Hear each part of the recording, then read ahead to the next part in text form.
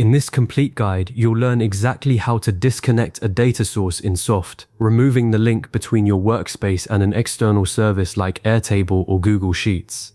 Softr relies on these integrations to pull in live data for your web applications, so managing those connections is an essential part of keeping your projects organized and secure. If you find this helpful, please like and subscribe, and let's get started. To begin, you need to log in to your Softr account using your usual credentials. Once you sign in successfully, you will land on the Softr dashboard, which serves as the central hub for all of your projects. From here, you can see your applications, access your account settings, and manage every integration that feeds data into your apps. This dashboard is where you start any major workflow in Softr, whether you are building a new app from scratch or maintaining existing connections. So take a moment to familiarize yourself with the layout. On the left side of the screen, you will notice the navigation menu.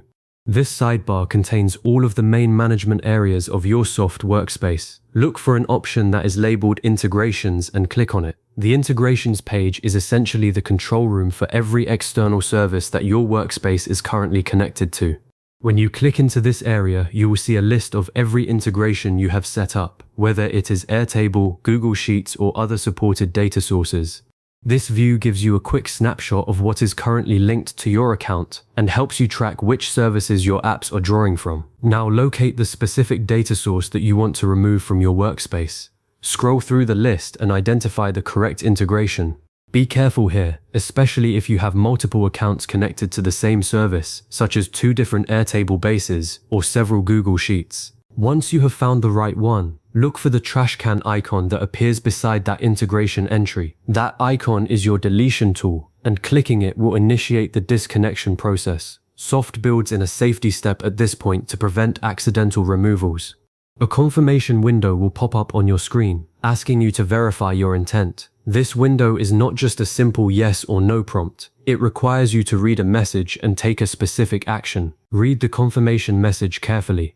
It will explain that disconnecting this data source will remove the integration from your entire workspace, which means any application relying on that connection will lose access to the data until you either reconnect it or choose an alternative source. To proceed, you must type the required confirmation prompt exactly as it appears on the screen. This prompt is usually a phrase like the name of the integration or a specific word that confirms your understanding.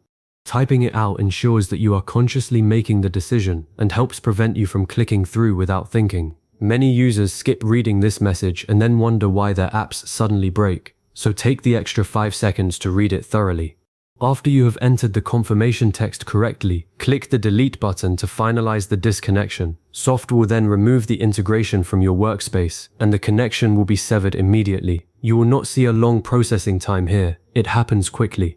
Once the deletion is complete, you will be automatically returned to the main integrations page. At this point, take a moment to verify that the data source no longer appears in your list of connected integrations.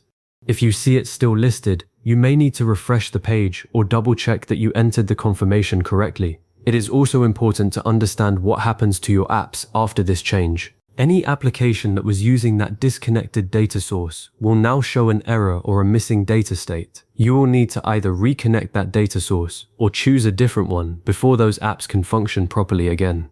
This is a common pitfall where people disconnect a source without realizing how many blocks actually depend on it. So always review your apps after making this change. Before you leave the integrations page, take a few extra minutes to review your remaining connected services. Look at each one and ask yourself if you still actively use it. Keeping your workspace clean and organized by removing stale or unused integrations makes it much easier to manage your applications over time. It also reduces clutter and helps you avoid confusion when you are troubleshooting issues or setting up new connections. A tidy workspace is a productive workspace, especially when you come back to a project months later and need to remember where your data comes from. Let me leave you with a few final tips. First, make absolutely sure the data source is no longer needed before disconnecting it, because once you remove it, any apps relying on that integration will stop working until you restore the connection. Second, double-check that you are removing the correct integration, particularly if you have multiple accounts or similar names in your list. It is surprisingly easy to delete the wrong one when you are in a hurry. Third, remember that disconnecting a data source in Soft does not delete your actual data from the original service. Your Airtable base or Google Sheet remains completely untouched, so you never have to worry about losing that source information. Finally, know that you can always reconnect the same data source later if your needs change. The connection is not permanent and you can bring it back into your workspace whenever you are ready. You have now successfully learned how to disconnect a data source in Soft, and you understand the steps, the confirmation process, and the important implications for your apps. Keep this process in mind whenever you are cleaning up your integrations or switching to a different account. If you found this walkthrough helpful, consider saving this video so you can come back to these steps anytime you need to manage your connections. Thanks for watching, and I will see you in the next tutorial.